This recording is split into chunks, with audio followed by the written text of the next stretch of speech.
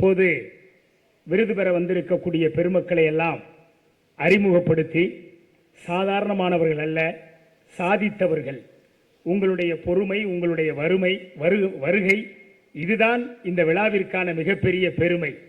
உங்களுடைய அந்த சிறப்புகளை எல்லாம் பற்றி சொல்ல அவர்கள் மேடைக்கு வருகை தந்து இந்த விருதினை பெற இருக்கிறார்கள். மதுரை இலக்கிய மன்றம் பொதுவாக விருது வழங்குதல் என்று கூட சொல்ல மாட்டோம், விருது பெறுதல் என்று கூட சொல்ல மாட்டோம். வெறும் மகளிர் சுடரொளி விருது பாராட்டு விழா. ஏற்கனவே நீங்கள் எல்லாம் விருதுக்குரியவர்களாக, பாராட்டுக்குரியவர்களாக இருக்கிறீர்கள். உங்களுக்கு பாராட்டு விழா எடுப்பதுதான் எங்களுடைய நோக்கம். அந்த அடிப்படையில் மார்ச் 8 தானே மகளிர் தின விழா. நாடே மார்ச் 8ஆம் தேதி கொண்டாடி அதெல்லாம் மறந்ததுக்கு பின்னால திடீர்னு மகளிர் தின விழான்னு மதுரை இலக்கிய மன்றமும் YMCA மெட்ராஸும் கொண்டாடுகிறது என்று பலருக்கும் ஒரு மனதுக்குள்ளே கேள்வி இருக்கலாம். மார்ச் 8 மகளிர் தின விழா எதற்காக, ஏன் என்பதை பற்றி எல்லாம் சான்றோர் பெருமக்கள் அழகாக சொன்னார்கள். நீங்கள் வரலாற்றில் படித்திருப்பீர்கள். அதை நாம் அதிகமாக சொல்ல வேண்டியதில்லை.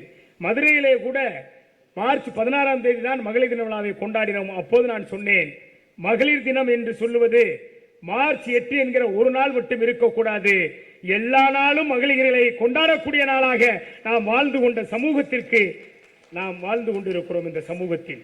எனவே மகளிரை எப்போதும் போற்றலாம், எப்போதும் அவர்களை பெருமைப்படுத்தலாம்.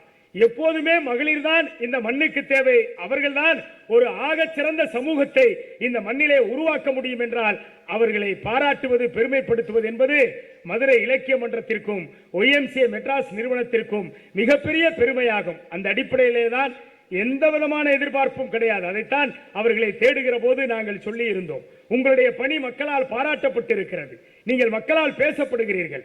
மதுரை இலக்கிய மன்றம் ஆசிரியர்களை ஊக்குவிப்பதற்காக நன்னறி ஆசிரியர் விருதை தருகிறது. அந்த விருதை உயர்நீதிமன்ற நீதிபதிகள் பலரும் வந்து ஆண்டுதோறும் வழங்கிக் கொண்டிருக்கிறார்கள். பணி நிறைவு பெற்ற நீதிபதிகள் அல்ல, பணியிலே இருந்து கொண்டிருக்கிற நீதிபதிகள். அப்போது அவர்கள் ஒன்றை சொல்லுவார்கள், இது அரசு தருகிற விருதை விட ஒரு படி கூடுதலானது என்று சொல்லுவார்கள். என்றால் அதுதான் இந்த விருது பெறுபவர்களுக்கான மிகப்பெரிய தகுதி.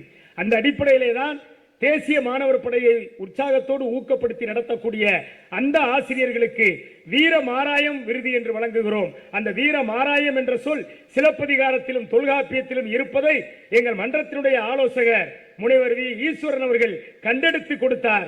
ஆகச் சிறந்த போர் வீரனுக்கு அந்த காலத்தில் நம்முடைய தமிழகத்தில் கொடுக்கப்பட்ட பட்டம் வீர மாராயம். அதே வீர மாராயம் விருதை தேசிய மாணவர் படையை வழிநடத்துவர்களுக்கு தந்து அவர்களை பாராட்டக்கூடிய பணியை செய்து கொண்டிருக்கிறோம். அப்படி செய்து கொண்டிருக்கிற போது 2016 மகளிரை பாராட்ட வேண்டும் நினைத்து இங்கே பேசுவதில் சொன்னதை போல முதலிலே இதே அரங்கம் இவ்வளவு பிரம்மாண்டமாக நவீனப்படுத்துவதற்கு முன்னால் அந்த இடத்திலே, இந்த இடத்திலே நடந்தது. நாளை மறுநாள் இப்போது நடந்து முடிந்த பாராளுமன்ற தேர்தல் நடக்கக்கூடிய நேரம். இப்ப எப்படி தேர்தல் நடந்து முடிஞ்சிச்சோ அது மாதிரி நாளை மறுநாள் தேர்தல். இன்று இங்கு நிகழ்ச்சி வச்சிருக்கிறோம். YMCA மெட்ராஸ் நிர்வாகிகள் கேட்டார்கள், எப்படி வைக்கிறீங்க, எப்படி மக்கள் வருவாங்க? நீங்க சென்னை மாநகரத்துடைய இணை ஆணையர் மரியாதைக்குரிய பாலகிருஷ்ணன் IAS கூப்பிட்டுருக்கீங்க, அவங்க எல்லாம் தேர்தல் பணியில் இருப்பாங்க, எப்படி வருவாங்க என்று சொன்ன போது அன்றைக்கு எங்களுடைய கோல்டன் குரூப் ஆஃப் ஹோட்டல்ஸினுடைய அதிபர் எங்களுடைய கணேஷ் ராஜா அவர்கள் அந்த நிகழ்ச்சியை எங்களுக்கு பெருமளவிலே உதவி செய்து இந்த நிகழ்ச்சியை நடத்துவதற்கு ஒத்துழைப்பு தந்தார். அன்றைக்கிருந்து திருவொற்றியூரினுடைய அருமைக்குரிய எம் காமாட்சி அவர்கள் என்னை தாய் போல் அரவணைத்து அந்த நிகழ்ச்சி வெற்றி பெற வேண்டும் என்று அந்த நிகழ்ச்சிக்கு பாடுபட்டார்கள். அவரால் அறிமுகப்படுத்தப்பட்டவர்கள் தான் இன்றைக்கு மணலியிலே இருக்கக்கூடிய தங்க குணம் கொண்ட எங்கள் தங்கம் என்று சொல்லக்கூடிய மாமனிதர். அவரை பற்றி அந்த ஒரு வரியிலே அத்தனையும் அடங்கிவிடும். அதை போல அவர் உடன் பிறந்த சகோதரர் மணலி சேக்காடு பொது வியாபாரிகள் சங்கத்தினுடைய தலைவர் TA சண்முகம் அவர்கள். இவர்களை தாண்டி மதுரை சென்னை மத்தியிலே அயனாபுரத்திலே WPA சவுந்தரபாண்டியனார் மேல்நிலைப் பள்ளியை சிறப்பாக நடத்தி கொண்டிருக்கிற எங்களுடைய போற்றுதலுக்குரிய VA பிரபாகரன் அவர்கள் எந்த பட்டிமன்றம் என்றாலும் அந்த பள்ளிக்கூடத்தில் வைப்பதற்கு எங்களுக்கு இடம் கொடுத்து, இப்படியெல்லாம் ஒருத்தருக்கு ஒருத்தர் உதவுனாத்தான் ஒருத்தரை பிடித்து ஒருத்தர் வளர முடியும் என்று சொன்னார். அப்படி வளர்ச்சிக்கு வித்திட்ட அற்புதமான மனிதர்கள் இங்கே அமர்ந்திருக்கிறார்கள். இவர்களை எல்லாம் என்றைக்கும் நாங்கள் மறக்க மாட்டோம். நன்றியோடு அவர்களை நினைத்துக் கொண்டிருப்போம். இப்போது புதிய வரவுகளாக இவர்கள் எல்லாம் மூத்தவர்களாக ஆகிவிட்டோம் வேண்டும் என்பதற்காக இளம் ரத்தம் இருந்தால் உங்களுக்கு இன்னும் எழுச்சியாக விழா நடக்கும் என எங்கள் மனநிலை தமிழ் செல்வத்தை தந்திருக்கிறார்கள், கடற்கரை தங்கத்தை தந்திருக்கிறார்கள், டேனிஸை தந்திருக்கிறார்கள், இன்னும் பல பேரை தர இருக்கிறார்கள் என்று சொன்னால் உள்ளபடியே ஒரு மனிதன் உதவுவதோடு அந்த உதவுதல் நின்றுவிட்டால் அதற்கு பேர் வாழ்க்கை அல்ல. அது ஒரு தொடர் செயலாக முயற்சியாக போய் கொண்டிருந்தால் அதுதான் வாழ்க்கையை சிறப்பிக்கும் என்பதற்கு எடுத்துக்காட்டாக இருக்கிற பெருமக்கள் தான் இங்கே இருக்கக்கூடிய நினைவு பரிசு வழங்கி சிறப்பித்த அருமைக்குரிய கணேசராஜா அவர்கள், குத்துவிளக்கேற்றி மகிழ்வித்த பெருமைக்குரிய பெண்மணி சந்தானலட்சுமி அவர்கள், அதே போல வாழ்த்துறை வழங்க வருகிறது உட்கார்ந்திருக்கிற மிகச்சிறந்த மருத்துவர் டாக்டர் மனோன்மணி அவர்கள்.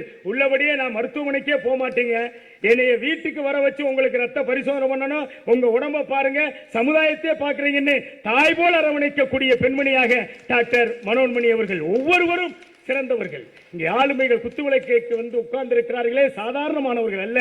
நீங்க கேள்விப்பட்டிருப்பீங்க, கலசலிங்கம் பல்கலைக்கழகம், ஆனந்த் மெமோரியல் கல்லூரி, இதற்கெல்லாம் செயலாளராக இருந்து பல்வேறு திறம் படைத்த டாக்டர் அறிவழகி வந்து இங்கே நேரத்தை ஒதுக்கி உட்கார்ந்து இருக்கிறார். அதையெல்லாம் தாண்டி வட சென்னையிலே புகழ்பெற்று இருக்கக்கூடிய பெருமைக்குரிய டாக்டர் அவர்கள் குடும்பத்திற்கே ஒரு பாரம்பரியம் உண்டு.